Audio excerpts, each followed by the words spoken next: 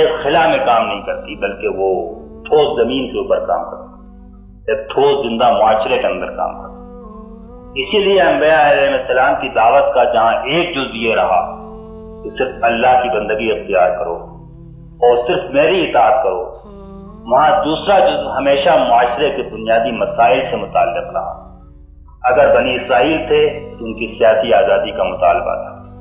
اگر قوم عاد تھی تو اس کی جو جہانگیری اور امپیریلزم تھی اس کے خلاف آواز تھی، اگر قوم نوح تھی تو اس کی طبقاتی کشمکش کے خلاف بھی پکار بلند کی گئی، اگر قوم لوط تھی تو اخلاقی اباحت کے خلاف بھی دعوت موجود تھی۔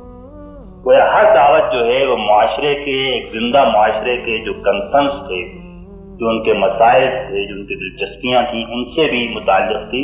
اگرچہ وہ ان کا رد عمل نہیں تھی، بلکہ وہ دعوت اللہ کی بندگی کی بنیادی دعوت سے مشتمل تھی، لیکن معاشرے اور انسان سے وہ غیر متعلق نہیں۔ دوسری بات جو ہم کہتے ہیں وہ یہ ہے کہ یہ ایک ہمگیر نوعیت کی تحریک ہے،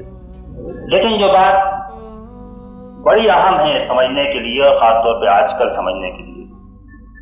وہ یہ ہے کہ اس کا کوئی جزوی مقصد نہیں ہے۔ ہم یہ ضرور چاہتے ہیں کہ ہم علم کو ترویج دیں، لیکن اسلامی تحریک کسی مدرسے کا نام ہے۔ ہم یہ چاہتے ہیں کہ تزکیہ ہو،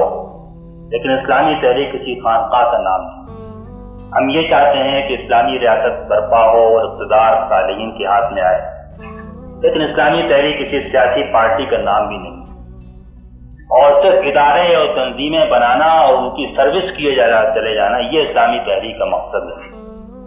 بلکہ اس کا مقصد یہ ہے کہ جو ادارہ بنے، جو کام ہو، اگر تحصیل علم ہو تو اسی لیے ہو، تزکیہ ہو تو اسی لیے ہو، سیاست ہو تو اسی لیے ہو کہ جو ہمارا بنیادی مقصد ہے کہ اللہ کی بندگی قائم ہو اور لوگ اللہ کی خوشنودی حاصل کریں، آخرت میں اس کی جنت کے مستحق ٹھہریں۔ یہ ہمیشہ جو ہے یہ سامنے رہے، یہ ہمگیر مقصد سامنے رہے تو جزوی کام جو ہیں وہ بھی اپنی جگہ پر ہو سکتے ہیں۔ مجھے کسی کا یہ جملہ بڑا پسند آیا تھا کہ دراصل اسلام تو نام ہے چلتی پھرتی خانقاہوں کا اور دوڑتے بھاگتے مدرسوں کا، یعنی علم جو ہے وہ جگہ پر ساکن نہیں ہے اور تزکیہ جو ہے وہ چار دیواری کے اندر نہیں ہے، بلکہ یہ خانقاہیں بھاگتی دوڑتی ہیں، یہ علم جو مدرسے جو ہیں وہ چلتے پھرتے مدرسے۔ تیسری بات جو اس کی تاریخ سے ہی متعین ہو جاتی ہے وہ یہ ہے کہ اس کی ساری سرگرمیوں اور ساری پروگرام، منصوبوں، جدوجہد کا مقصود اور مطلوب صرف اللہ کو ہونا چاہیے۔ ہر عمل کا محرک یہ ہو، ہر کوشش کا محور یہ ہو، کامیابی کا آخری معیار یہ ہو۔ اور یہ بات یاد رکھنے کی ہے کہ اللہ کی رضا کی تعبیر جو ہے وہ جنت ہے، اور چونکہ ان دونوں کا گہرا تعلق ہے جس کو ہم اب اکثر بھول چکے ہیں، اس لیے یہ ایک مستقل موضوع ہے جس پر کہ انشاءاللہ گفتگو ہوگی، لیکن یہاں پر مختصراً اس کا کہنا ضروری ہے۔ اب یہ جو بات ہے اس کے معنی یہ نہیں ہے کہ دنیاوی مقاصد کے لیے جدوجہد نہیں ہوگی۔ دنیاوی مقاصد کے لیے، معاشرہ قائم کرنے کے لیے، ریاست قائم کرنے کے لیے، اقتدار پر قبضہ کرنے کے لیے، تسخیر کائنات کے لیے، یہ سارے کام ہیں کہ جو ہوں گے وہ کیے جانے چاہیے، لیکن ان سب کی حیثیت ذرائع کی، یہاں تک کہ اس پوری تنظیم کی حیثیت بھی ذریعے کی ہے، مقصد کی نہیں۔ اور یہ اسی وقت تک تحریک ہے جب تک کہ اپنا مقصد پورا کر رہی ہے۔